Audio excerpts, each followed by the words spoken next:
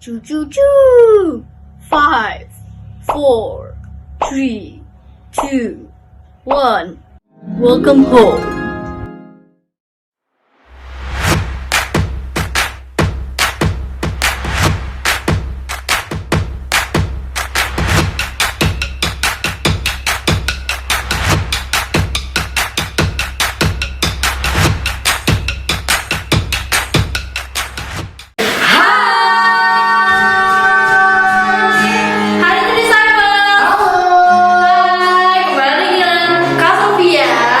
Dan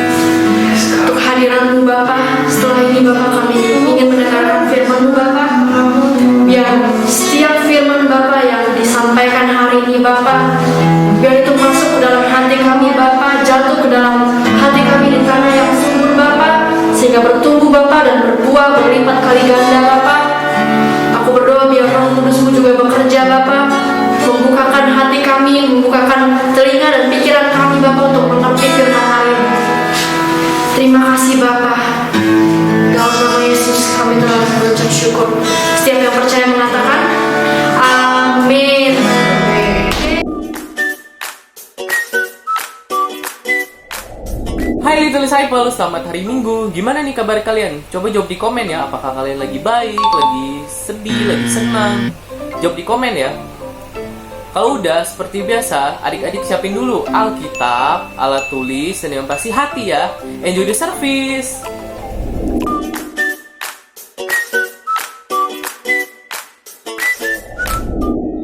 Selamat sore adik-adik. Selamat ketemu lagi sama Tante Shirley. Hai. Sore ini Tante Shirley mau melanjutkan cerita yang dibagikan oleh Tante Shen minggu lalu. Adik-adik masih ingat cerita minggu lalu?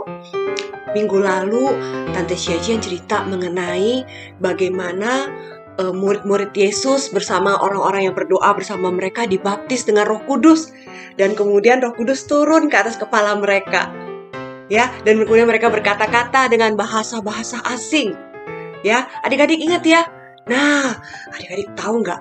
Sebenarnya, ya, kenapa sih Tuhan mau kita dibaptis Roh Kudus? Ternyata Tuhan tuh sangat kepingin sekali kalau kita dibaptis Roh Kudus. Karena Tuhan mau memberikan kepada kita kuasa.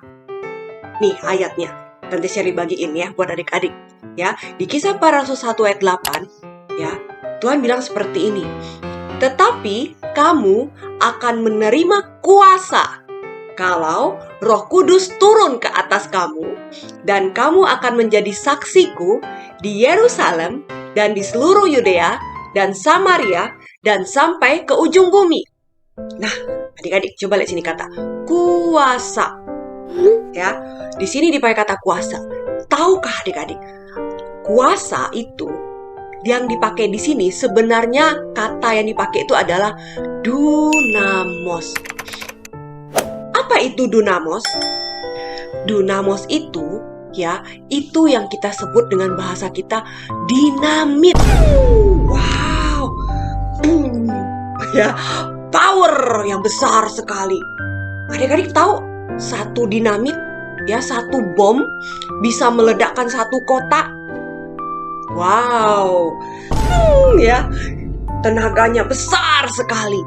Ya, seperti itulah kuasa yang Tuhan berikan kepada setiap kita orang percaya.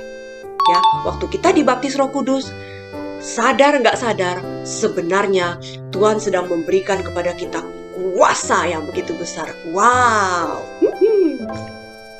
Ya, nah, oke. Ingat ya, minggu lalu makanya Miss Shen cerita tuh, Petrus yang tadinya pengecut.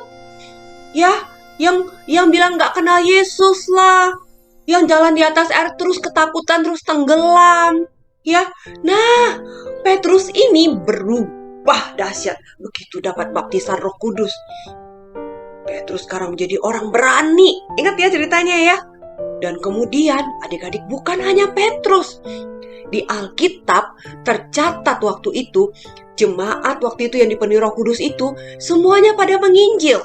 Wow, ya, mereka pada berani sekarang, mereka menginjil, penuh gairah ya untuk memberitakan Yesus. Dan Alkitab mencatat tiap-tiap hari jemaat ditambahkan. Wow, dan mujizat terjadi dari hari ke hari. Wow, keren ya, mujizat terjadi dari hari ke hari. Nah, sore ini Tante Shirley akan cerita salah satu mujizat yang terjadi di tengah-tengah jemaat waktu itu. Ya, ceritanya diambil dari Kisah Para Rasul 3. Nah, pada suatu hari menjelang waktu sembahyang, yaitu pukul 3 petang, naiklah Petrus dan Yohanes ke bait Allah. Di situ ada seorang laki-laki. Dia lumpuh dari lahir, jadi belum pernah bisa berjalan adik-adik. Ya, jadi kemana-mana harus digendong, ya, diusung. Nah, tiap-tiap hari keluarganya meletakkan orang lumpuh tersebut di dekat pintu gerbang bait Allah, yang namanya Gerbang Indah. Kenapa? Karena kan orang lewat tuh ya, kalau pintu orang lewat datang dan pergi. Supaya apa? Supaya orangnya minta sedekah. Pak, kasihani saya, Pak. Pak, kasihani saya, Pak. Pak, kasihani saya, Pak. Gitu, ngemis tiap hari dia. Kenapa? Habis nggak bisa apa-apa, nggak bisa kerja, dari bayi dari lahir nggak bisa jalan. Nah, ketika orang itu melihat Petrus dan Yohanes lagi mau masuk ke bait Allah, seperti biasa, dia, "Pak, minta sedekah, Pak." Tapi Petrus dan Yohanes melihat kepada orang lumpuh itu, dan kemudian Petrus bilang sama dia, "Pak, lihat kepada kami." Lalu orang itu melihat kepada Petrus dan Yohanes dengan harapannya apa adik-adik?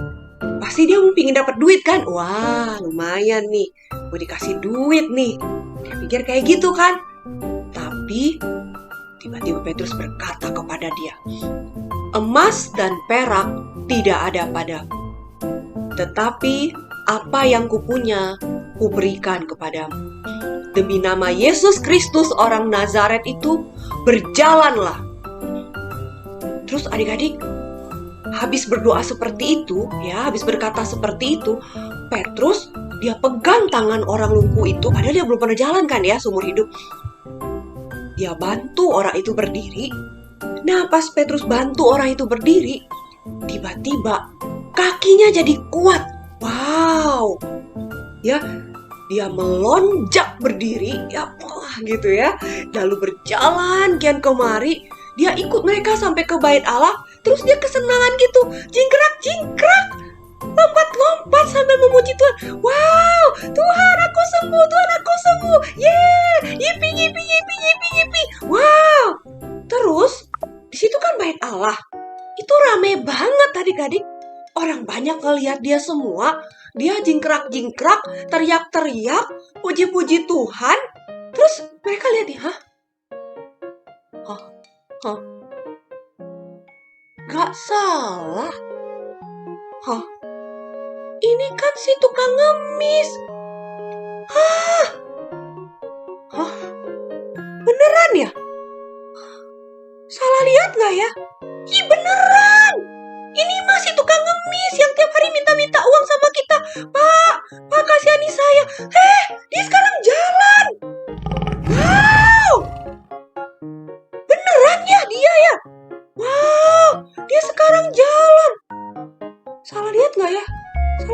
Bener, ini si pengemis. Walah, hebat bener. Terus orang itu jadi rame, jadi gaduh. Mereka semua ngumpul rame banget ya. Mereka bikin kerumunan besar di bait Allah itu. Mereka nontonin si pengemis yang lagi jingkrak, lompat-lompat. Semua ngomong, itu si pengemis ya, dia sembuh loh, dia sekarang jalan loh. Nah, adik-adik, waktu melihat orang-orang banyak berkerumun itu, Petrus berdiri di tengah-tengah orang itu. Dan kemudian Petrus bercerita kepada orang-orang banyak itu dengan suara lantang. Petrus bercerita tentang siapa? Siapa lagi kalau bukan tentang Yesus? Ya. Nah, adik-adik tahu, sehabis Petrus cerita tentang Yesus, tadi kan orang rame banget tuh. Rame banget. Karena ngelihat kan, luar biasa banget gitu kan. Nah, terus orang-orang jadi dengar kan, Petrus ngomong kan. Petrus bicara tentang Yesus. Sehabis itu, adik-adik tahu apa yang terjadi? Alkitab mencatat, ya, sehabis mereka melihat mujizat yang besar itu, ya, hari itu juga jemaat bertambah. Dari yang kemarin tuh Miss ceritakan jemaat jadi 3.000 orang. Hari itu, sehabis terjadi kesembuhan itu, jemaatnya menjadi 5.000 orang laki-laki. 5.000. Wow, laki-laki loh. Itu belum termasuk istrinya, belum termasuk anak-anaknya. Wah, seandainya satu keluarga cuma punya 2 anak aja. Coba adik-adik, papa, mama, anak-anak. 5.000 kali 4. Berarti minimal ya saat itu sudah ada 20.000 orang percaya. Wow, 20.000 orang percaya. Kenapa itu bisa terjadi? Kenapa bisa begitu banyak jiwa diselamatkan? Karena ada baptisan Roh Kudus. Wow, itu dia adik-adik. Dengan dibaptis Roh Kudus, kita menjadi orang yang berkuasa. Kayak tadi nonton film superhero gitu loh. Yes, kita menjadi superhero-nya Tuhan. Yeah. Ya, dan kemudian Tuhan memampukan kita ya, seperti firman Tuhan di Markus 16. Bisa dibacain ya. Tanda-tanda ini akan menyertai orang-orang yang percaya. Mereka akan mengusir setan-setan demi nama Yesus. Mereka akan berbicara dalam bahasa yang baru bagi mereka. Bahasa apa ini? Ini yang kita dapat waktu kita dibaptis Roh Kudus, yaitu bahasa roh. Ya, dan kemudian ayat ini bilang, mereka akan memegang ular dan sekalipun mereka minum racun maut, mereka tidak akan mendapat celaka. Kita nih ya, kita akan meletakkan tangan kita atas orang sakit dan orang itu akan sembuh. Jadi adik-adik, kalau Tuhan bilang di Alkitab, kita meletakkan tangan atas orang sakit dan orang itu sembuh, maka janji Tuhan itu adalah ya dan amin. Jadi kita akan mengusir setan, setannya keluar. Kita menumpangkan tangan satu orang sakit dan orang itu akan sembuh. Wow, superhero. Superhero-nya Tuhan. Ya, nah terus adik-adik pasti ada yang tanya gini, Tante, tapi kenapa ya seringkali saya melihat kuasanya belum bekerja nyata di tengah-tengah kita? Adik-adik ada yang nanya kayak gitu kali ya.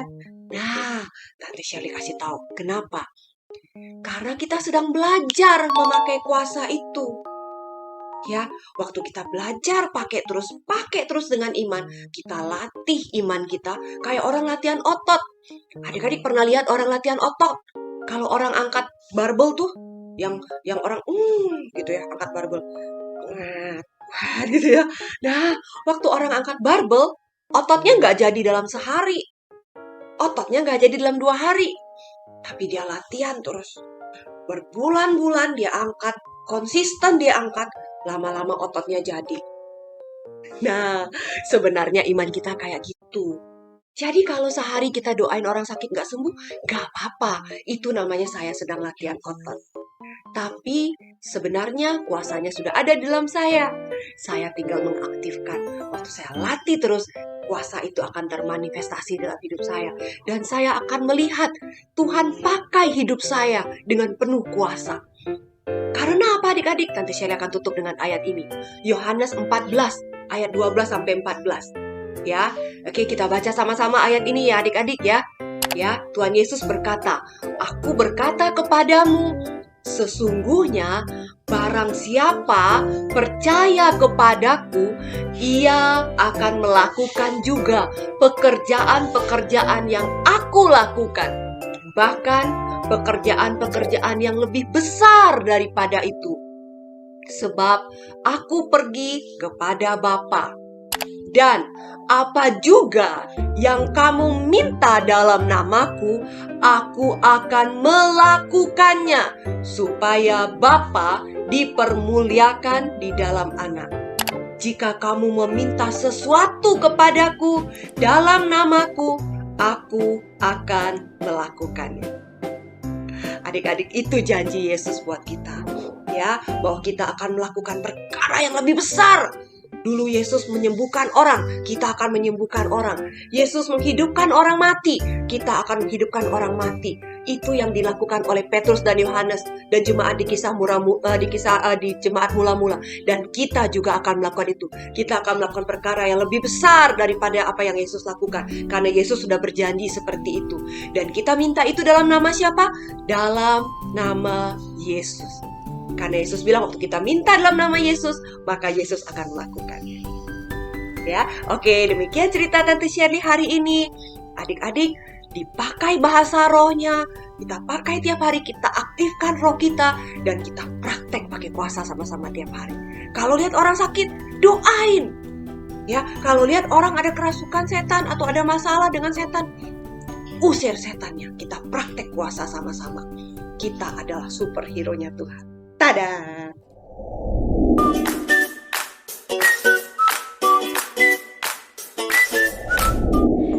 Disciples, kembali lagi dengan Kak Sofia di sini. Apa kabar adik-adik?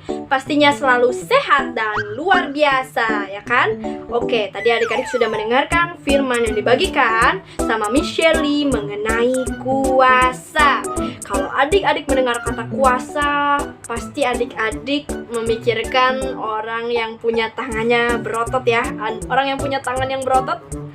Oke adik-adik, kalau adik-adik punya emoticon tangan berotot, boleh tulis di kolom live chat kuasa sambil tulis emoticon gambar tangan berotot ya adik-adik.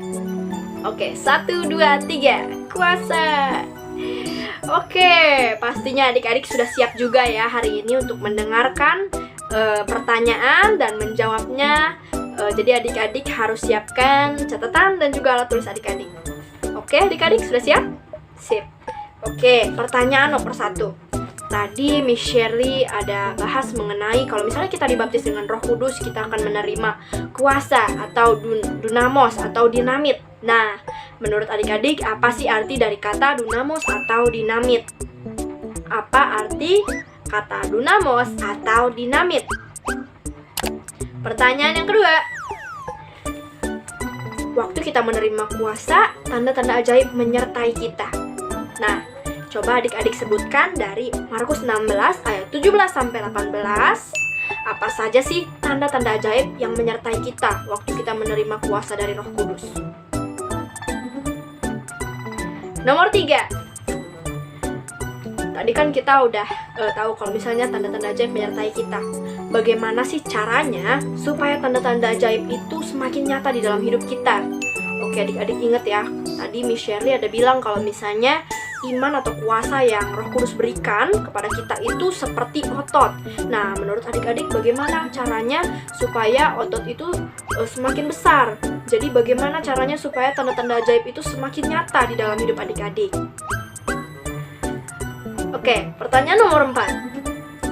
Komitmen apa yang adik-adik ingin lakukan setelah hari ini adik-adik mempelajari bahwa adik-adik sekarang yang sudah menerima baptisan Roh Kudus, sudah menerima kuasa, bahkan tanda-tanda ajaib menyertai adik-adik kemanapun adik-adik pergi. Oke adik-adik, itu saja pertanyaan untuk minggu ini. Jangan lupa jika adik-adik sudah menulis jawabannya, adik-adik bisa langsung mengirimkan fotonya ke nomor WhatsApp dari Cemeli. Oke adik-adik, see you next week. Bye!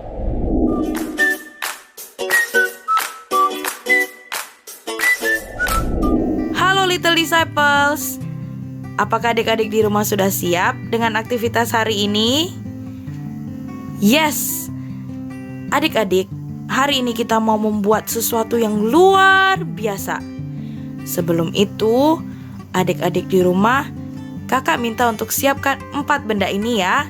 Pertama ada kertas putih A4, kedua ada pensil, ketiga ada gunting. Nah, untuk adik-adik balita, hati-hati ya untuk memakai guntingnya. Kalau bisa, minta papa mama bantu. Oke? Dan yang terakhir, kita punya krayon. Oke, kalau adik-adik di rumah punya pensil warna juga tidak apa-apa. Adik-adik boleh pakai itu, ya. Nah, adik-adik, kalau adik-adik sudah siap, mari kita mulai. Yang pertama, kita mau menjiplak tangan kita. Nah, caranya adik-adik letakkan tangan adik-adik. Adik-adik boleh pakai tangan kanan atau tangan kiri adik-adik untuk dijiplak ya. Letakkan tangan adik-adik di atas kertas putih A4 ini, lalu mulai menjiplak dengan pensil. Nah, contohnya seperti ini ya adik-adik. Setelah itu, adik-adik boleh menggunting jiplakan tangan adik-adik. Untuk adik-adik yang balita, adik-adik minta tolong sama papa atau mama di rumah ya. Setelah adik-adik mendapatkan jiplakan tangan adik-adik, adik-adik silakan mewarnai jiplakan tangan adik-adik ya. Adik-adik boleh pakai warna yang adik-adik pilih. Di sini kakak menggunakan warna kuning. Contohnya seperti ini adik-adik. Setelah itu kita mau menghias ciplakan tangan yang sudah diwarnai ini dengan tulisan In the mighty name of Jesus. Kita akan menulisnya di atas setiap jari ya adik-adik. Jari-jari di kertas maksudnya. Nah, seperti ini adik-adik. Mulai dari ibu jari dulu ya. In the mighty name of Jesus. Adik-adik menulisnya boleh pakai pensil dulu, lalu kemudian ditebalkan lagi dengan krayon warna hitam supaya terlihat. Oke? Setelah adik-adik tulis, saatnya kita memberi mata, hidung, dan mulut di tengah-tengah bagian ciplakan tangan ini. Oke? Nah, hasilnya seperti ini adik-adik. Kita sudah selesai. Adik-adik di rumah, kalau adik-adik punya stiker, adik-adik boleh tempelin juga ya untuk hias ciplakan tangan ini. Oke. In the mighty name of Jesus, kita punya kuasa untuk menyembuhkan orang sakit sama seperti apa yang Yesus telah lakukan. Amin. Yesus bisa lakukan, kita juga bisa.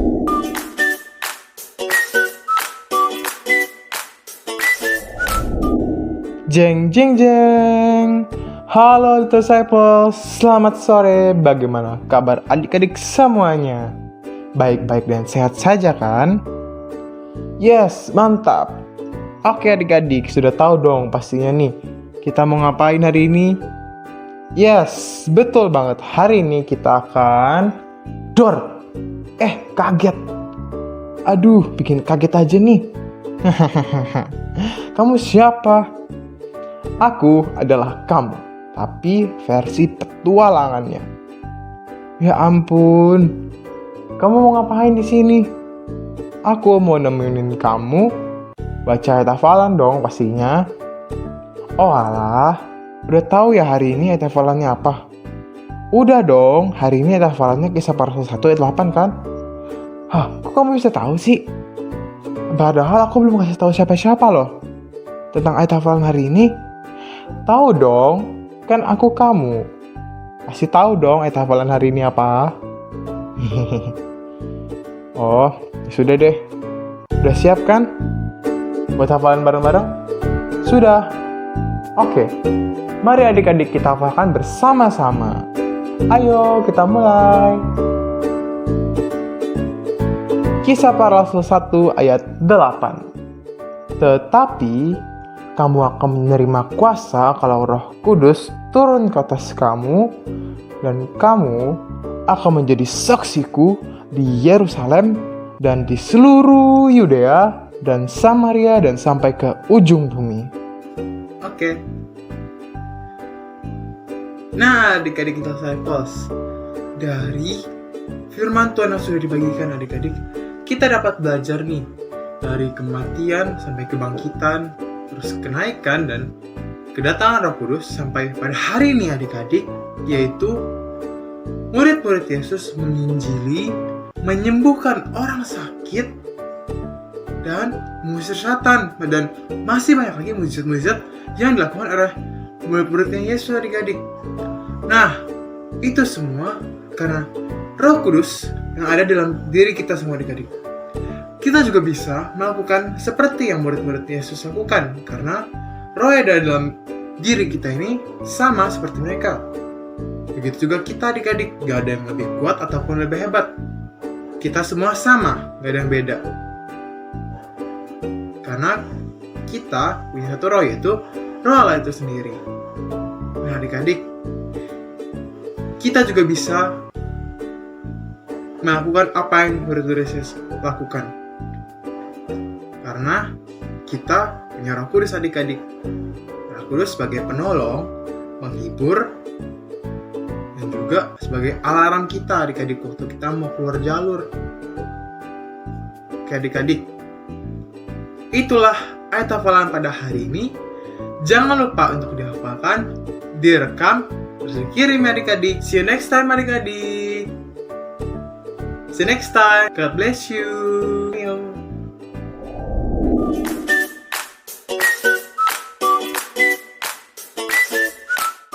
Hai semuanya, balik lagi sama kakak di minggu ini. Oh ya adik-adik, kakak mau tanya nih sama kalian. Gimana minggu ini online service-nya? Kalian terberkati nggak? Nah, kalau kakak sih terberkati banget ya. Oh iya, sebelum kakak close online service minggu ini, kakak mau mengingatkan buat kalian semua untuk jangan lupa absen. Nah, jadi buat adik-adik yang belum absen, yuk absen dulu yuk. Oke, selanjutnya kakak mau mengingatkan buat kalian untuk jangan lupa mengerjakan setiap aktivitas yang kakak kasih, lalu kirim ke nomornya Cici Mary ya. Nah, terakhir adik-adik, info penting buat kalian. Kalian jangan lupa untuk mengikuti doa revival setiap hari Rabu jam 7.30 sampai jam 8.30. Oke adik-adik, kita sudah selesai minggu ini. Kakak tutup ya online service-nya. Bye-bye semua, God bless you.